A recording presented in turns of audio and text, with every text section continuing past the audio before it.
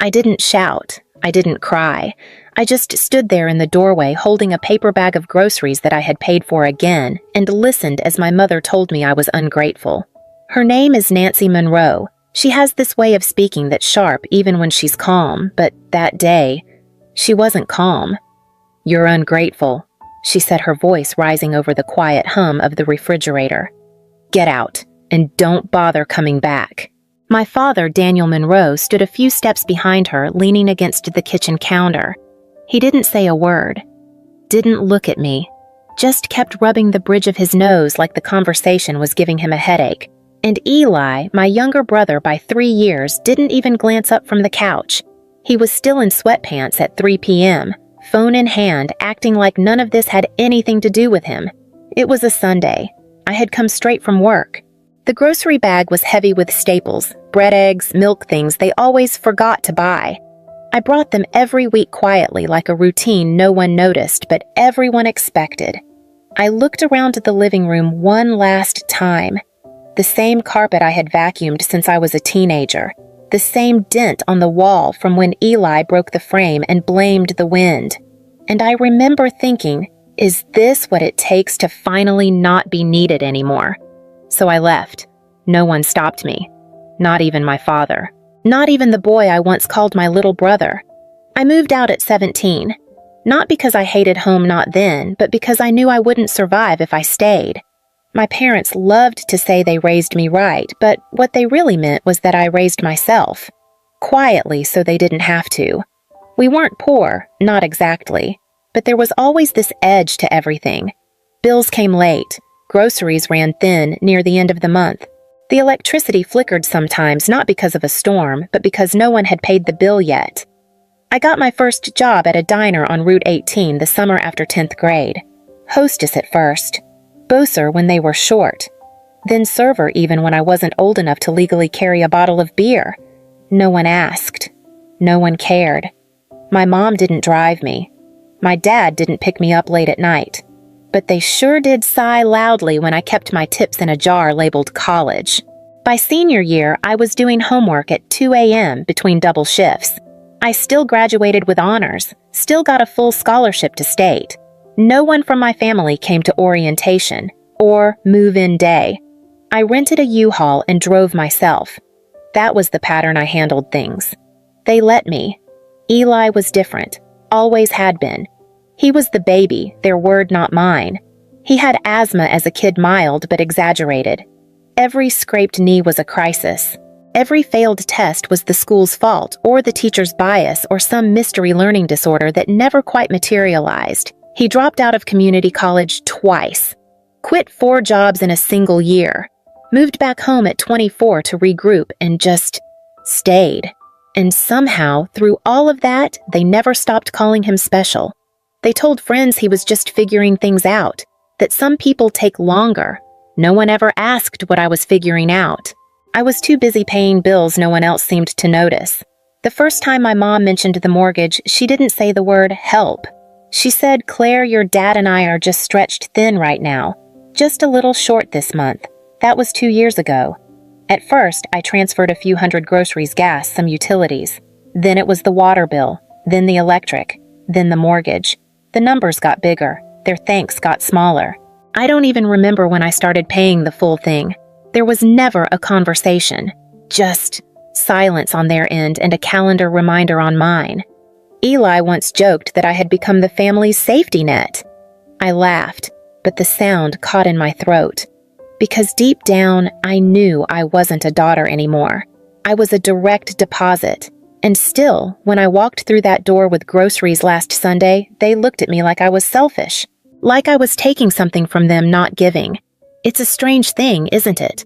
How you can give so much for so long, that people forget it ever came from you at all. My new apartment wasn't anything special.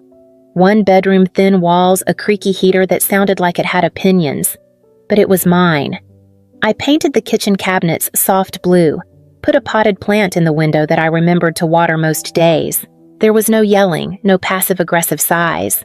No unpaid bills slipping under my door like threats. Just quiet. For the first time in years, I could breathe. Not the shallow kind of breathing you do when you're waiting for someone to need something, the real kind. The full, heavy-lunged, nothing hangs over me kind. I slept. I cooked for one. I watched bad TV and left dishes in the sink on purpose. And you know what? No one said a word. No calls. No voicemails. Not even a text from Eli, which was its own kind of relief. My phone was silent, and that silence felt like freedom. I wasn't waiting for praise, but I thought maybe someone would ask if I was okay. They didn't. And then, 3 months later on a Tuesday, I barely remember my phone buzzed. It was a message from my father. Just one line. "Why haven't you sent the mortgage this month?" I stared at the screen for a long time. Not angry, not surprised, just hollow, like someone had knocked on a door I locked for a reason. And all I could think was, of course. It was never about me. It was always about the house. I didn't respond right away. Instead, I put the phone face down on the table, poured myself a cup of coffee, and sat in silence. No music, no TV. Just that one message vibrating in the background like a mosquito I refused to swat. An hour passed, then another. When I finally picked it up again, there were 5 new messages. 3 from my mom, 1 from Eli, another from Dad. "Claire, the bank called. We're behind. How could you do this to us? You know we don't have that kind of money." Eli's text was the most predictable. "Are you really going to let them lose the house just to prove a point?" There it was. The guilt trip. Right on schedule. Not one of them asked how I was. Not one of them said, "We miss you." Not one of them mentioned the fact that they'd told me in those exact words, "Don't bother coming back. They didn't want me." They wanted my help. There's a difference. I could feel it like cold air slipping under the door of a house that used to be warm. I let another hour pass. Then I replied to Dad's original message. Just one line. I thought I wasn't welcome anymore. I set the phone down, and then it started. A flood. Buzz, buzz, buzz. Calls, texts, voicemails. Like a dam breaking. Suddenly, my absence was unacceptable. Suddenly, I mattered again, but not as a daughter. No, as the only one who ever took responsibility, and the only one now refusing to. They didn't stop. That night, I turned off notifications, but the phone still lit up every few seconds like the world was ending and only I could stop it. "Claire, answer your father. He's worried sick. We raised you better than this. You're acting out of spite." Spite. That word hit harder than it should have. Not sacrifice, not support, not decade of silent giving. Spite. As if I'd withheld something they were entitled to. At midnight, Eli called. I let it ring out. Then came the voicemail, "Claire, come on. This is serious. They're freaking out. The bank's getting involved. You need to fix this. Fix this." Like I'd broken something. Like I was the one who let it all fall apart, not the one who'd held it together for years without complaint. I listened to his message twice, then deleted it. The next morning, another text from Mom. "This is tearing the family apart." And from Dad, "What kind of daughter does this to her parents?" That one made me laugh, a dry, empty laugh that echoed through my quiet kitchen. Because I could answer that question. The kind of daughter who paid your mortgage while you told your friends Eli was looking for work. The kind who skipped her own dentist appointments to keep the water running in a house she didn't live in. The kind you kicked out the moment she said no.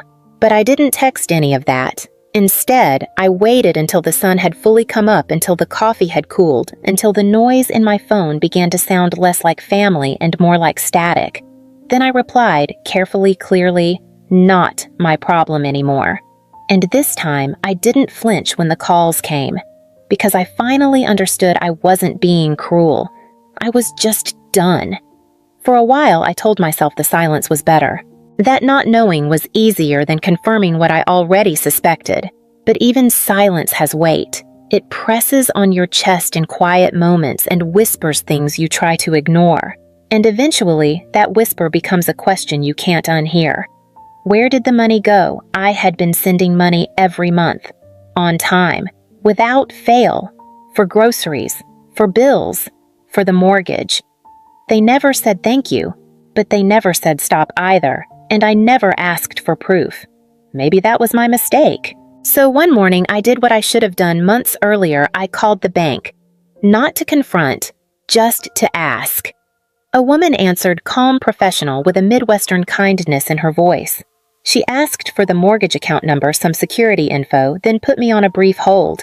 When she came back, her tone had shifted slightly. It looks like the account was delinked from your payments about 7 months ago. I blinked. Sorry, delinked, yes ma'am. The automatic payments from your account were removed. We haven't received anything from that source since. I thanked her, asked, almost afraid to know if the payments had been made in some other way. Another pause. Then, there have been some partial payments. But the account is flagged. It's currently in pre-foreclosure status. I don't remember much after hanging up. I know I stood in the middle of my kitchen for a long time, phone in hand, heart strangely quiet. Not racing, just heavy. The kind of quiet that comes after betrayal. Not loud, just final. I opened my banking app and scrolled. Transfer after transfer, month after month. Thousands of dollars. All labeled home or utilities or family support. But if the mortgage hadn't been paid, what had they done with it? Where had it gone? I thought back to the new recliner in the living room, the smart TV that showed up on sale, the groceries that suddenly seemed better stocked when I visited.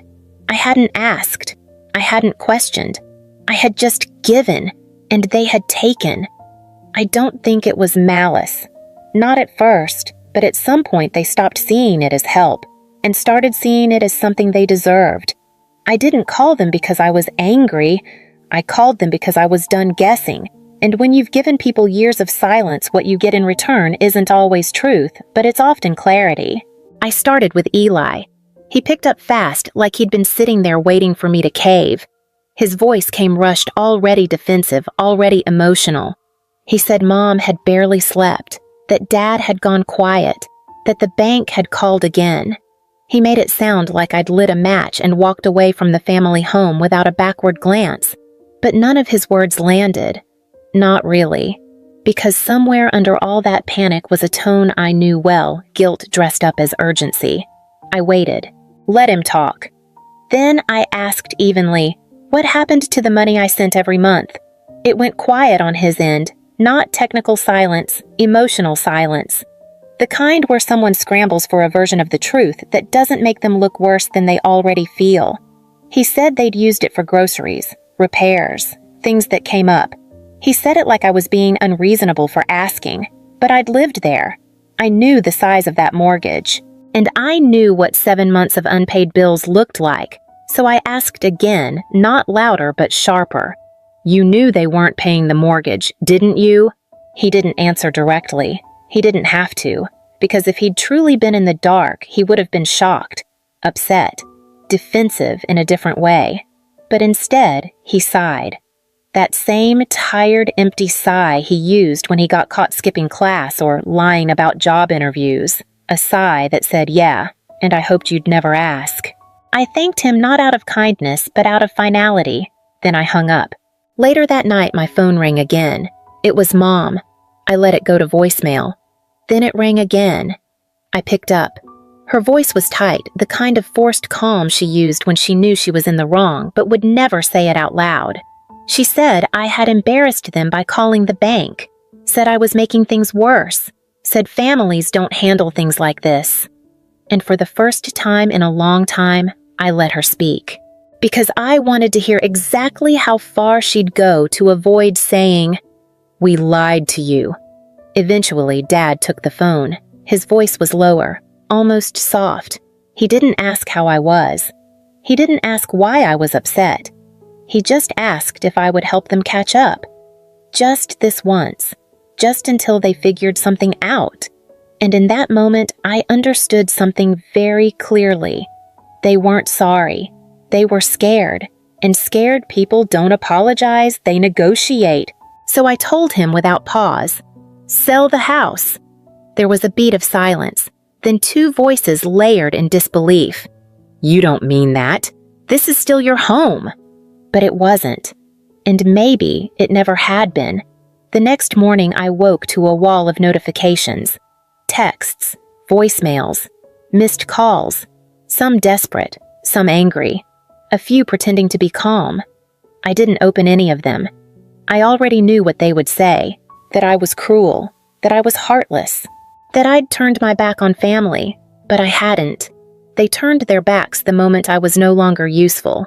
I made a fresh cup of coffee, sat at my kitchen table, watched the steam curl upward while the phone buzzed across the counter like it was shaking with guilt I refused to carry. Then I opened our old group thread, the one we used to plan birthdays, reminders, grocery lists I always ended up paying for. I didn't say anything. I didn't make a dramatic exit. I just changed the group name from family to closed account, muted it, archived it. Then I deleted their numbers. Not in anger, not even in sadness, in clarity. Because when someone shows you that your presence only matters when tied to what you give, the most generous thing you can do is leave. On my counter, I noticed a white envelope, still sealed. My name on the front in my mother's handwriting. She must have dropped it off the day they still thought I'd come back. I held it, considered opening it, then placed it in the trash. No drama, no message, just paper, letting go. And in that moment, with no one watching, no one clinging, no one calling me selfish, I felt something I hadn't in years, weightless. I didn't leave because I stopped loving them. I left because they only loved the version of me that kept paying the bills and never asked questions. And when that version stopped showing up, so did their idea of family. Some people hear that and think it's cold, but there's nothing cold about protecting the parts of yourself no one else ever bothered to care for. I don't need them to understand. I just need them to stop pretending they ever saw me at all. Because I was there, every day, every month, until I wasn't. And now they can finally feel the silence they spent years pretending wasn't mine. If you've ever stayed too long in a place that only wanted what you could give, just leave a "that's all." You don't need to explain. Some of us already understand.